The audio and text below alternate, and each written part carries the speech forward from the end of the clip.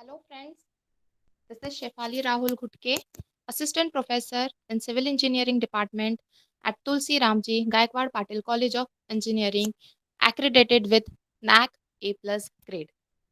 So, I welcome you all to Fluid Mechanics 2 lecture. In today's class, we will going to talk about flow through open channel. So, let's start. These are the contents in which we will see the introduction, types of open channel, classification based on open channel, and what are the geometric properties of open channel. So let's talk about the introduction part.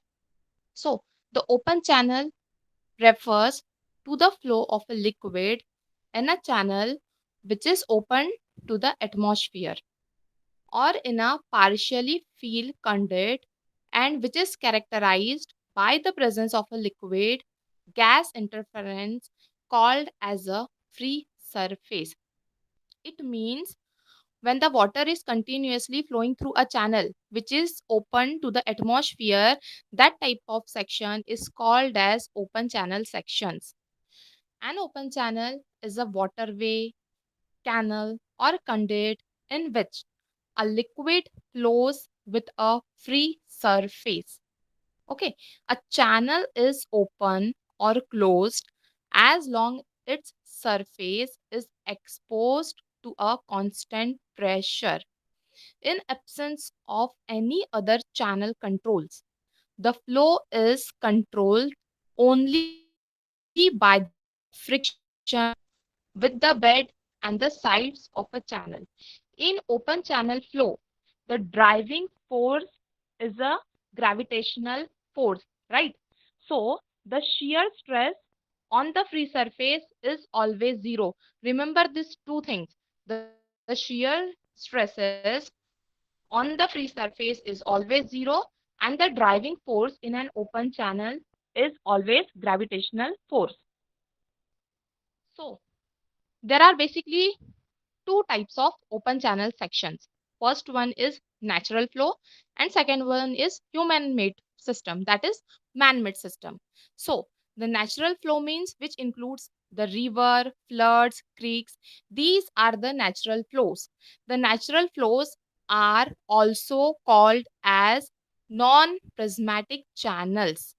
Remember, natural flows also called as non-prismatic channels, and the man-made systems, which includes the irrigation canals, sewer lines, drainage ditches, freshwater aqueducts.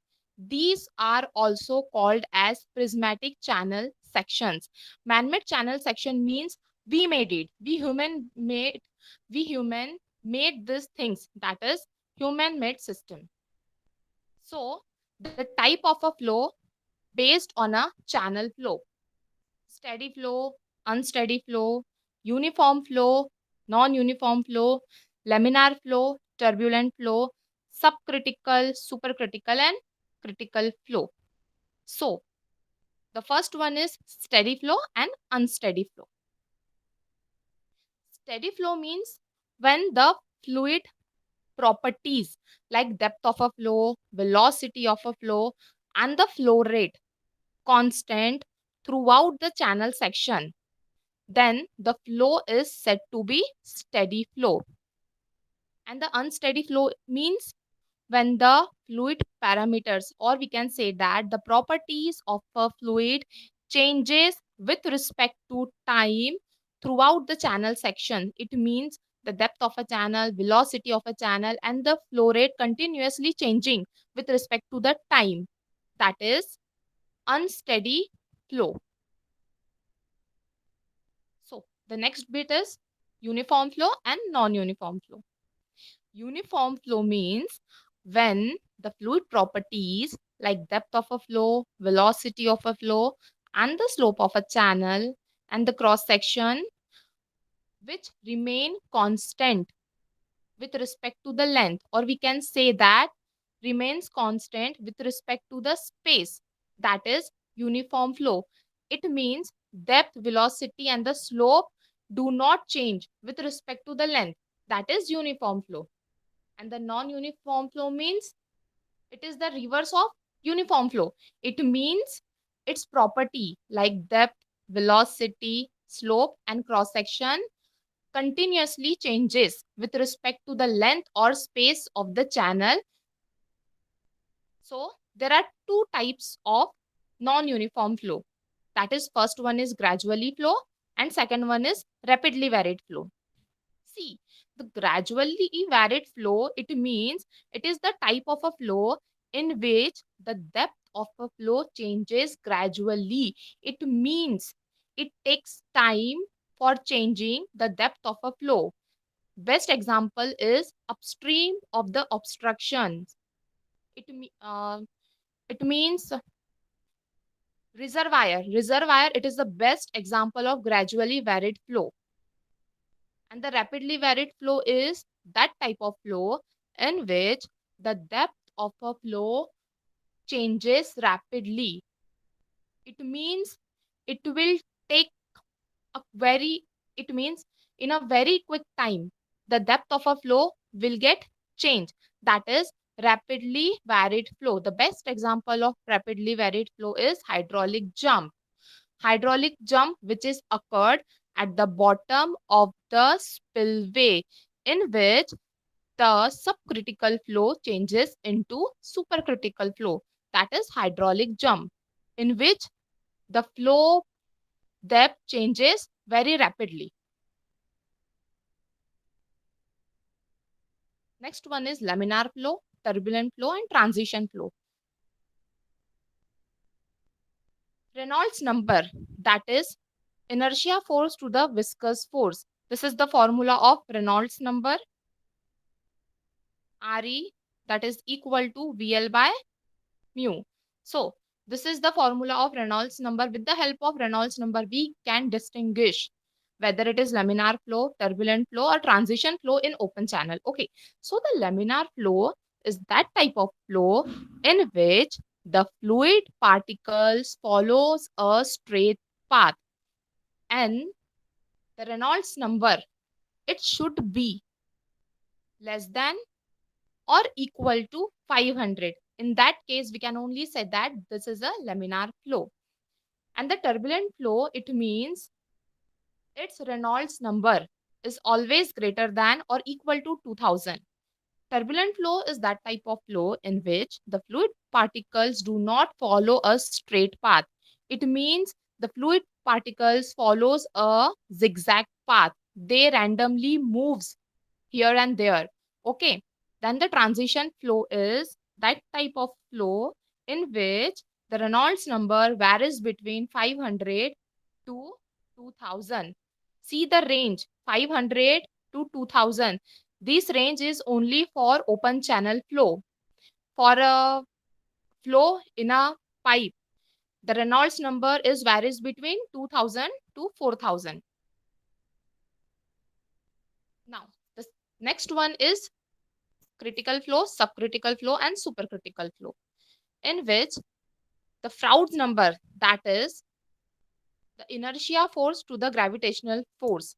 The formula of Froude's number is V by under root GD, where this V is nothing but average channel velocity, G is gravity acceleration, and D is hydraulic water depth.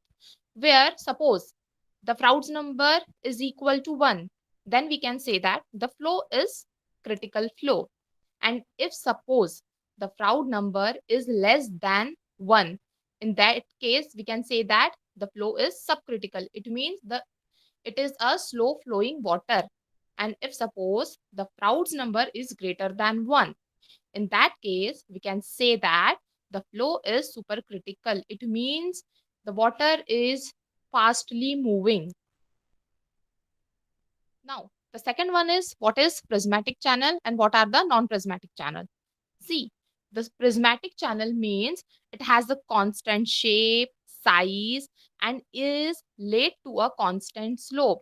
All the man-made sections are called as a prismatic channels.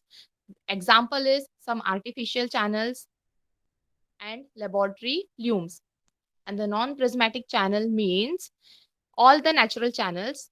We can say that they are non-prismatic channel sections because it having no definite shape, no definite size, and the slope changes along the length of a river, right? So the example is all the natural nalas, streams, rivers, etc. So the next one is geometric properties of open channel. These are the two sections of open channel. First one is rectangular channel section and the second one is trapezoidal channel section.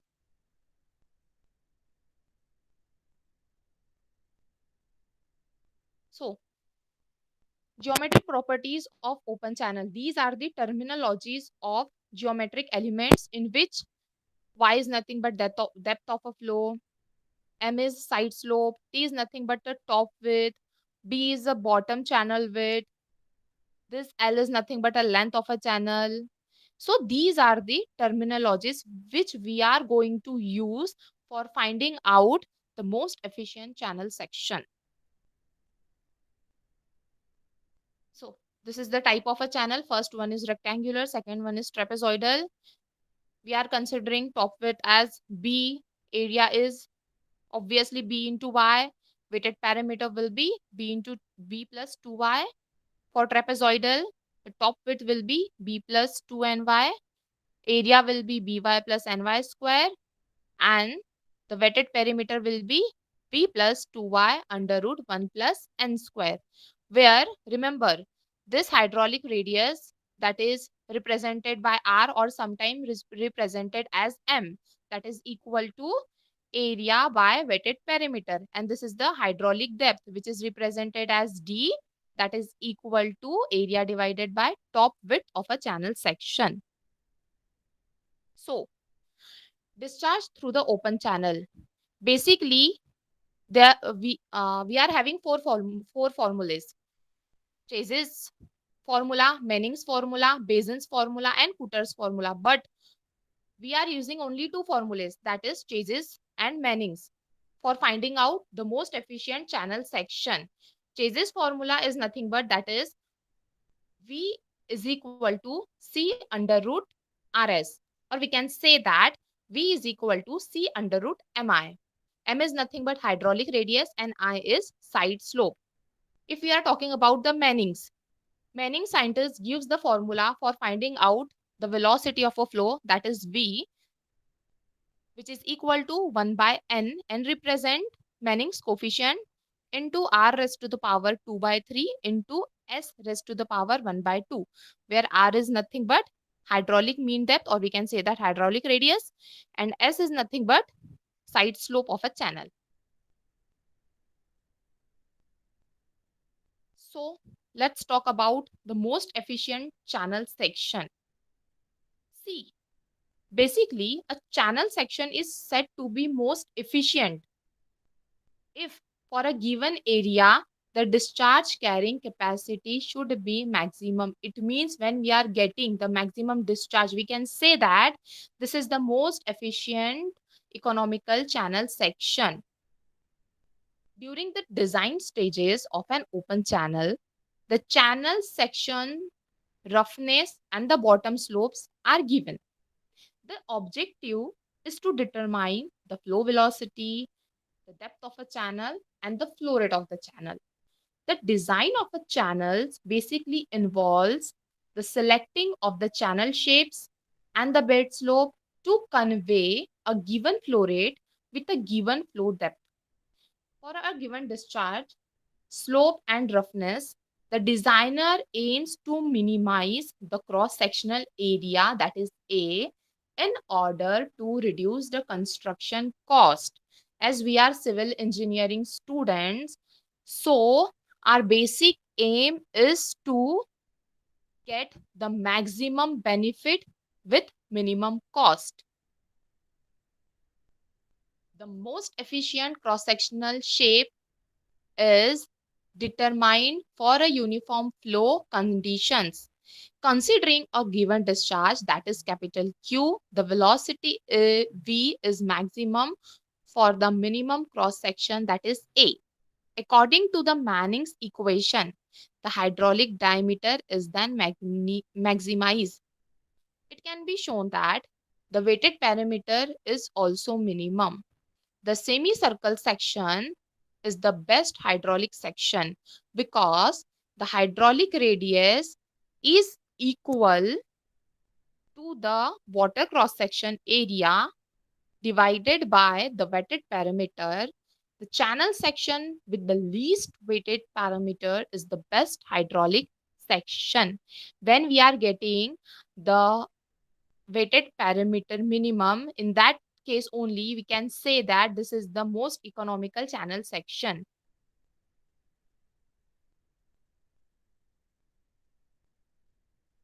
So rectangular channel section, we will derive one equation for rectangular channel section. For that we are considering rectangular channel section where these B is nothing but width and this D represent the depth of a channel section. For a rectangular channel section, as we know, discharge is equal to area into velocity, where Q is nothing but the discharge through the channel, A is nothing but area of a flow, V is velocity with which the water is continuously flowing in the channel. For getting Q to be maximum, V needs to be maximum since A should be constant, because if we are getting Q maximum, it means V should be maximum in that case only. But this V is nothing but C under root mi. This V is equal to C under root mi. This equation is given by Chase's equation, where C is nothing but Chase's constant, m is nothing but hydraulic mean depth, and I is bed slope. This hydraulic mean depth m is equal to A by P, where this P is nothing but weighted parameter and A is cross-sectional area. For m to be maximum, if we want this m to be maximum, in that case P should be minimum, because m is equal to A by P, means m is inversely proportional to P. So the area of rectangular channel section is nothing but A is equal to width into depth, B into T. We can write it as B is equal to A by D.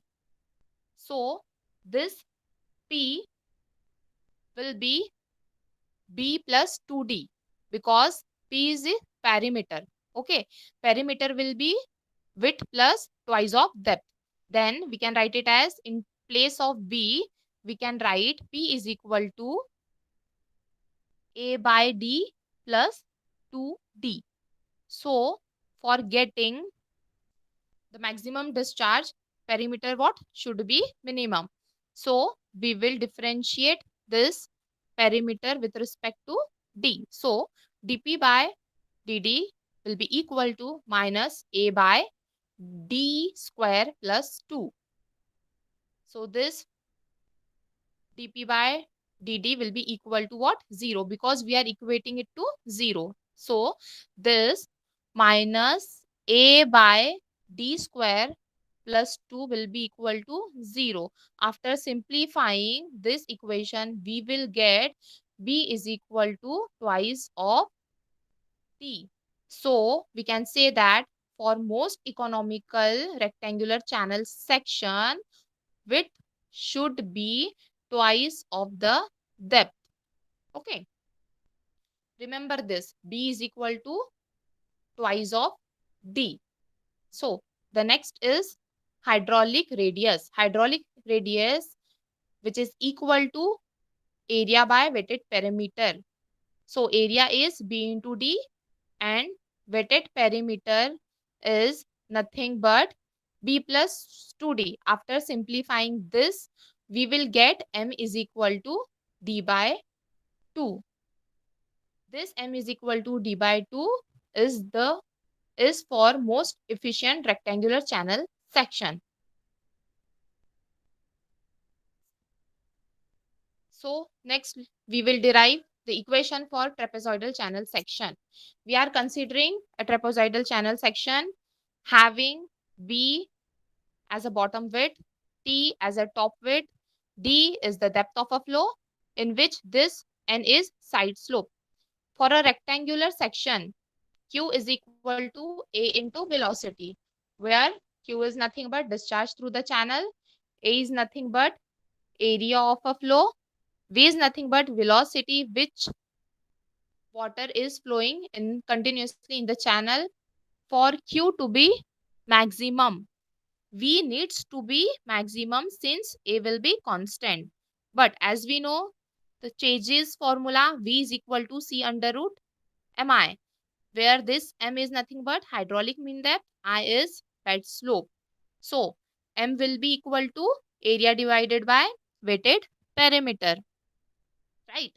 Where P is weighted perimeter. For getting M to be maximum, it means for hydraulic mean radius to be maximum, P should be minimum in that case.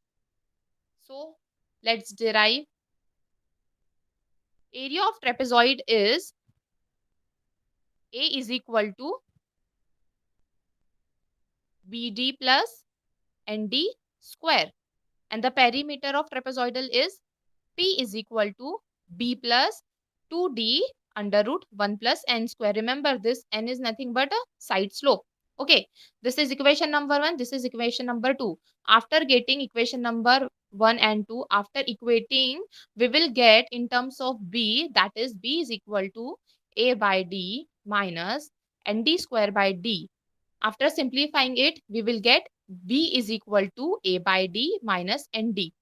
Put this B in this equation, that is, so we will get P is equal to A by D minus ND plus 2D under root 1 plus N square. For getting maximum discharge, we have to differentiate this parameter with respect to D. So dP by dd, after differentiating, we will get minus A by D square minus N plus 2 under root 1 plus N square. So after equating it to 0, we will get twice under root 1 plus N square, that is equal to N plus A by D square. After simplifying this whole term, we will get the output as B plus 2ND by 2, that is equal to D under root 1 plus N square. So the conclusion is half of the top width will be equal to side slope length.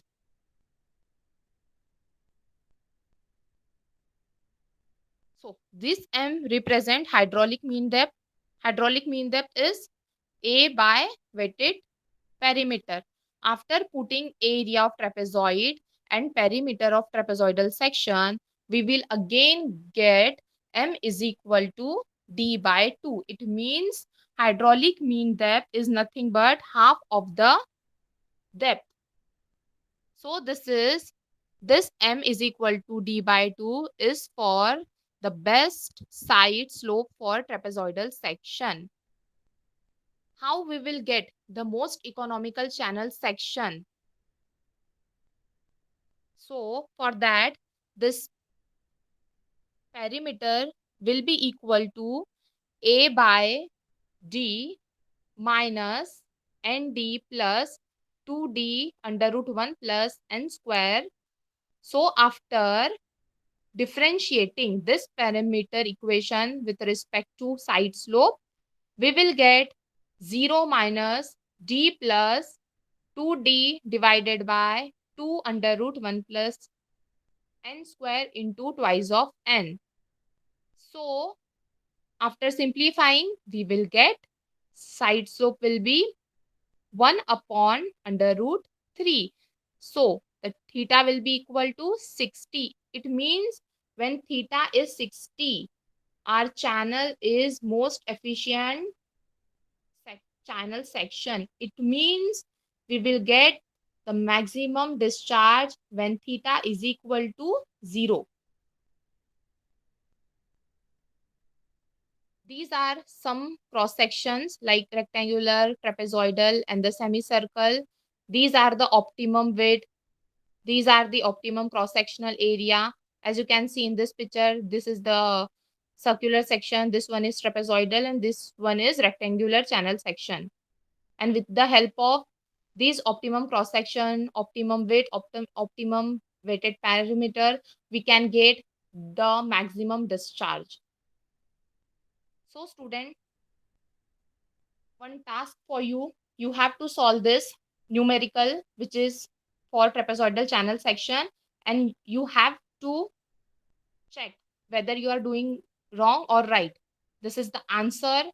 You have to find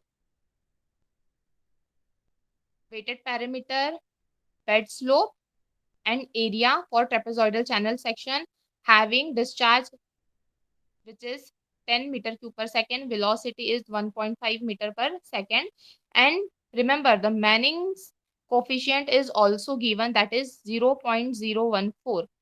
And remember, Manning formula is nothing but V is equal to 1 by N R raised to the power 2 by 3 into S raised to the power 1 by 2. Try to solve this numerical. So thank you for joining today's lecture.